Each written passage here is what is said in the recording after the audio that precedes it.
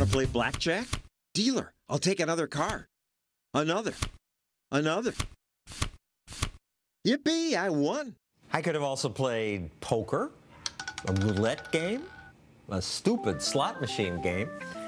All those games are playable because this site is not in America. It may be in Ireland or Panama. I don't know where it is. I don't much care. But these sites are growing. There are more of them all the time.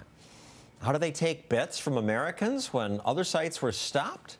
Well, here to explain that is Naomi Brockwell of the New York Bitcoin Center. So these things somehow thrive because people pay in Bitcoins? Well, yeah, essentially. The way that the ban on internet gambling is enforced is that the government actually targets the intermediaries, the financial institutions that actually process the payments to the online gambling sites. And what's amazing about Bitcoin is that it's a peer-to-peer currency, so it doesn't actually use any of these financial institutions.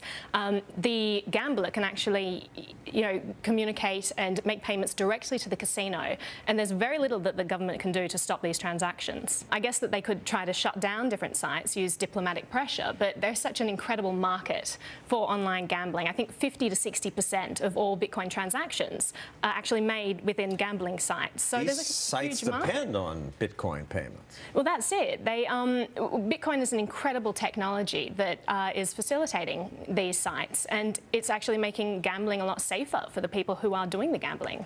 But how do I know? I don't even know where this place is. How do I know they won't just take my money and keep it?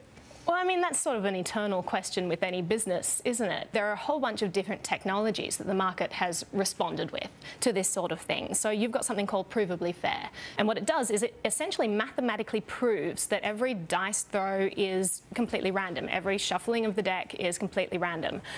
So that people, it's complete transparency for these sites. They show what all the results are. Some of the prior poker sites turned out to have been fixing it for their friends. Exactly. Before. But you can't do that on these sites? Well, no. Before this provably fair technology came into existence, it was very difficult to see and prove that sites weren't actually biased against you and weren't actually cheating you.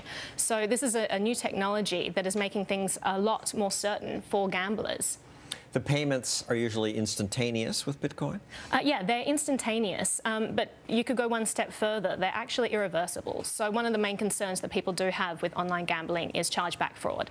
And Bitcoin completely eliminates the risk of this happening. And this principle of using Bitcoin to get around a rule on money laundering and from our uptight American authorities is what Julian Assange and WikiLeaks have done. Yeah, I mean, that was a huge controversy. It was a big controversy about freedom of speech as well. And essentially, what the government did was, again, it put pressure on these intermediaries, these financial institutions like PayPal, Amex, Visa, and stopped people being able to donate to WikiLeaks. And it was only through Bitcoin that people were actually able to continue these donations to the site. I think they raised $2.5 million through Bitcoin and Litecoin. And it's incredible. And I think, you see Bitcoin as really a tool not just for freedom of speech, but for allowing people to spend their money where they want to, so the government can no longer dictate where they can and can't put their money. I see that the Nevada chairman of the Gaming Control Board was asked about any kind of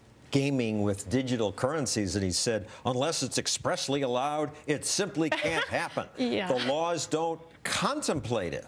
I know. I was a little shocked reading that, because the implications of that are that basically he's decided that this thing is illegal. And when he was asked, okay, where in the law does it say that using Bitcoin to gamble is illegal? And he said, well, it doesn't. And we don't even plan to write it into the law. We don't want to consider it. But it's illegal, which basically means that the government can come up with anything they want and ban anything, make anything illegal, and they don't have to tell the people about this. I mean, this is assumed outrageous. To be illegal unless they've officially approved it. I mean, I was under the impression that we could assume things were legal until the government outright bans it. But apparently somewhere along the line, according to this Nevada person, things were completely flipped, which is a little bit scary for the state of society at the moment.